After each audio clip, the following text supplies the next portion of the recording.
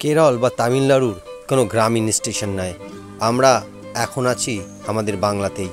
আর এই বাংলার এই অপূর্ব সুন্দর স্টেশনটি সত্যি এক কথায় অনবদ্য। স্টেশনের দেওয়াল ফাটল ধরেছে এবং স্টেশনের ওভারব্রিজ দখল করেছে চারপেয়োরা।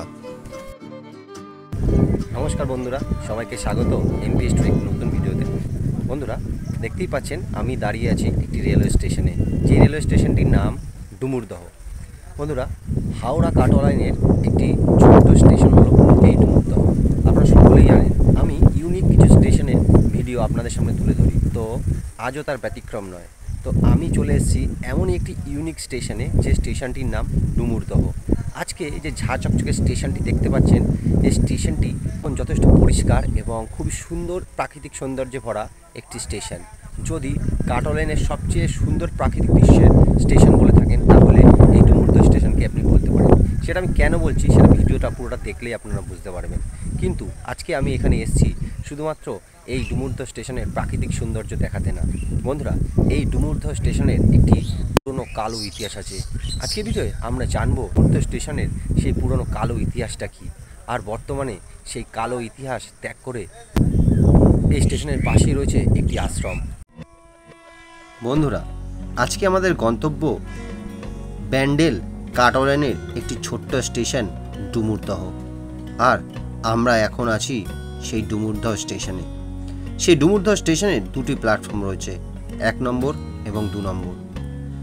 বন্ধুরা, সারাদিনে এই কাটোয়া লাইনে খুব কমই ট্রেন চলে, ঘন্টায় একটি করে ট্রেন এই লাইনের জন্য বরাদ্দ। কোনো সময় যদি টাইমিং আগে পিছিয়ে হয়, তাহলে মানুষকে ওয়েট করতে হয় অনেক সময়। দেখতেই পাচ্ছেন কি সুন্দর প্রাকৃতিক সৌন্দর্য। ঠিক সেই সময়ই আপ এবং ডাউন উভয় লাইনেই ঢুকলো দুটি ইএমইউ লোকাল ট্রেন। একটি হলো আপ 37913 হাওড়া কাটোয়া লোকাল এবং অপরটি হলো 37920 কাটোয়া হাওড়া গ্যালোপিং লোকাল। এই ট্রেন চলে যাওয়ার পর এই স্টেশন কিন্তু বেশ কিছুক্ষণ লোকশূন্যই থাকবে, কারণ ডাউনের দিকে এর পরের ট্রেন প্রায় 10:30, আর এখন বাজে 9:26। আপে কিছুক্ষণ পরে একটি ট্রেন থাকলেও তার পরবর্তী ট্রেন প্রায় 2 ঘন্টা পরে। বন্ধুরা, হাওড়া থেকে এই ডুমুরদহ স্টেশনের দূরত্ব 53 কিলোমিটার, আর কাটোয়া থেকে দূরত্ব 90 কিলোমিটার। এবার প্রশ্ন হচ্ছে, এই শুনশান ফাঁকা স্টেশনটিতে কেন আমরা আজকে ভিডিও করতে এসেছি? বন্ধুরা, প্রথমত স্টেশনটির যে প্রাকৃতিক সৌন্দর্য, সেটা আপনারা কিছুক্ষণ তো উপলব্ধি করতেই পেরেছেন। ভাগ্য সদয় ছিল, তাই ট্রেনের এই রেয়ার সিনারি আমরা কিন্তু ক্যামেরাবন্দি করতে পেরেছি। বন্ধুরা, এই রেয়ার সিনারি ছাড়াও এই স্টেশনটি কিন্তু দেখতে ভারী সুন্দর। আমি এখন দাঁড়িয়ে রয়েছি 1 নম্বর প্ল্যাটফর্মের ওভারব্রিজের ওপর, আর এই ওভারব্রিজ থেকে এই দৃশ্য সত্যি এক কথা অনবদ্য।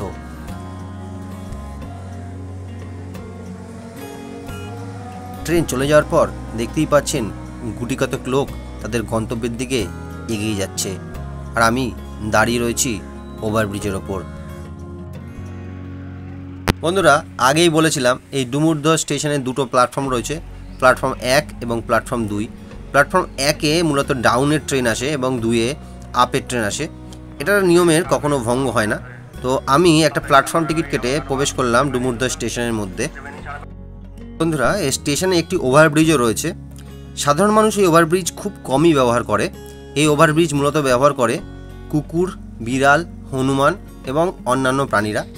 এই ইউনিক বাথরুমটা আপনি দেখতে পাচ্ছেন, এক সাইডে হেলে রয়েছে, পাশে যে গার্ডওয়ালগুলো দেওয়া রয়েছে সেই গার্ডওয়ালগুলোও কিছুটা ভেঙে রয়েছে। অর্থাৎ কাজ খুব একটা হয় বলে আমার মনে হয় না। এখানে লোকজনের সংখ্যা যেহেতু খুবই কম, সে কারণেই এই স্টেশনটার কাজ খুব একটা হয় না, কিন্তু বেশ ঝাঁ চকচকে স্টেশন। তো দেখুন, আমি ধীরে ধীরে ওভারব্রিজের দিকে যাচ্ছি।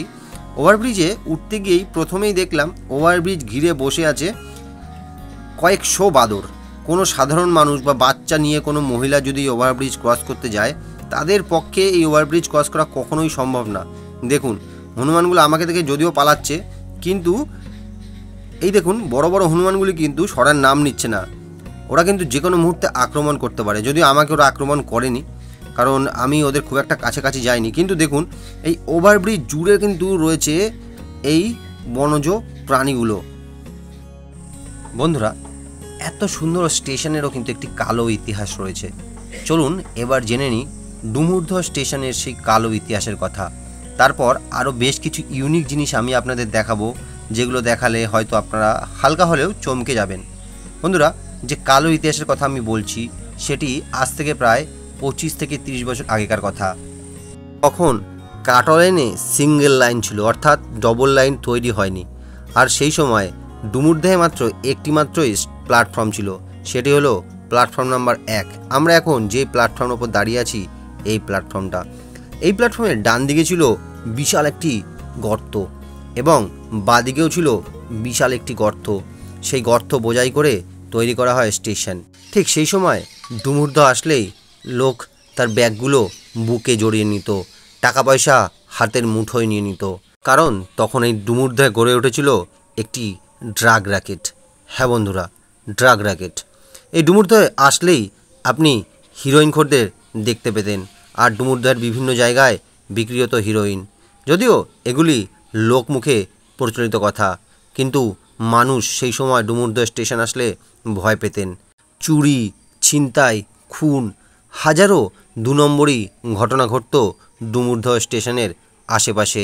আরপিএফ, জিআরপি, পুলিশ একযোগে বহুদিন লড়াই চালিয়ে অবশেষে কিন্তু এই ডুমুরদহকে ড্রাগমুক্ত করেছে, যেটা কিন্তু একটি বড় সাফল্য।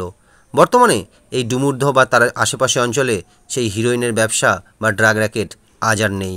বন্ধুরা, এগুলি সবই কিন্তু লোকমুখে প্রচলিত কথা, এর বাস্তবতা আমাদের চ্যানেল বিচার করেনি। এই ডুমুরদহ স্টেশনের আশেপাশের লোকজনকে জিজ্ঞেস করলে এই সত্যতা পাওয়া যাবে। বন্ধুরা, এই ডুমুরদহ স্টেশনের কালো ইতিহাস এখন অতীত, তবু এই ডুমুরদহ স্টেশনের এমন কিছু ইউনিক জিনিস আছে যেগুলো আপনাকে অবশ্যই আমার দেখাতে হবে। চলুন এবার দেখে নেওয়া যাক সেই ইউনিক জিনিসগুলি।